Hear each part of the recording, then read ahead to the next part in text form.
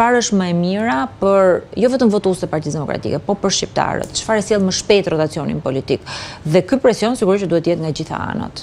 Pjesë e strukturave të Partisë Demokratike besoj ka qenë, nuk është më zoti Saliani si antar i kryesisë. Si e komentoni përplasjen e tij me persona të caktuar në Partinë Demokratike që e kanë cilësuar dhe të vetë përjashtuar? Më duket më shumë një përplasje se një përplasje idesh ose një përplasje mendime. Shiko, ai ka zgjedhur rrugën e tij për cilën unë nuk jam dakord. Unë preferoj që ne t'i kemi diskutimet në kryesi, t'i kemi diskutimet në grup parlamentar, boll i kemi bërë në për studio televizive. A ka sot nevojë Partia Demokratike që të diskutoj? Patjetër, po ne duhet të tregojmë maturi.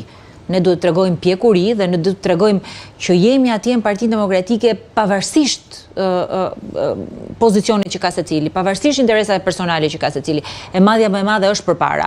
Unë nuk mendoj që përjashtimet duhet të jenë një fjalë që duhet mbizotërojnë fjalorin tonë në këtë moment. Ne ku të zgjerohemi, ku të zgjasim dorën, ku të shtohemi, ne duhet mendojmë patjetër se këtë do të marrim me vete, jo këtë largojmë.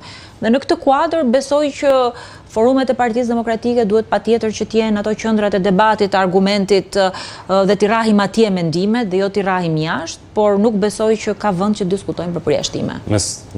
Kur i shtrim dorën çdo partie tjetër aleate, kur i shtrim dorën çdo qytetari, ne kemi nevojë për një pakt madh kombëtar. Kemi nevojë për një pakt madh kombëtar për të kuptuar që ajo që ka shkuar këto 12 vitet fundit e ka dëmtuar Shqipërinë dhe nuk ka lidhje vetëm me interesat tona politike, po ka lidhje me Shqipërinë dhe ka lidhje me shqiptarët, dhe ka dëmtuar Shqipërinë në një nivel të tillë që sot ne po flasim për migracionin, po flasim për zbrazjen e Shqipërisë, një fakt i kryer. Edhe kjo s'duhet ndodhë më. Secili prej nesh duhet mendoj për interesat së pari të asaj që ne përfaqësojmë si persona publik, politik, dhe së dyti duhet mendoj edhe për interesat e Shqipërisë e shqiptarëve. Përmenda me që jemi fillim viti, kemi edhe një përplasje për të marrë dhe një koment në base dhe të fundit.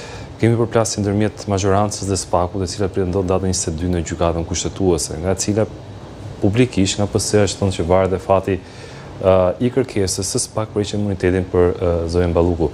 Ju si e shikoni këtë përplasje këtë këtyre dy pushteteve në dyert e gjykatës kushtetuese? Do arrijë realisht të jap një zgjidhje nëpërmjet një teorie të re legjislative që unë prodhoi gjykata, nëse mundet apo jo të prezantohet një antar i Këshillit të Ministrave, apo më shumë do të zvarris një proces i cili Partia Demokratike duket se është investuar. Nuk është hera parë që Partia Socialiste e heq vendimarrjen dhe e zvarrit procesin duke çuar atë në gjykatë kushtetuese.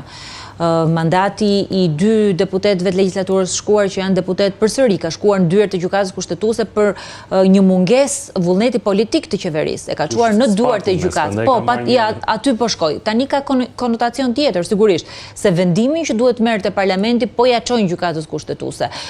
Vendimi i datës 22 të gjykatës kushtetuese nuk ka asnjë lidhje me ato që po diskuton sot parlamenti për imunitetin. Gjykata kushtetuese diskuton për një masë tjetër, po diskuton për masën e pezullimit, ndërkohë që sot parlamenti po duhet të diskutojë për imunitetin dhe për masën e hetimit të zëvendës kryeministres, ish zëvendës kryeministres, duke pas parasysh faktin nuk ka akoma asnjë vendim gjykatës kushtetuese, duke pas parasysh faktin që çdo zyrtar duhet patjetër që t'i hap rrugë drejtësisë.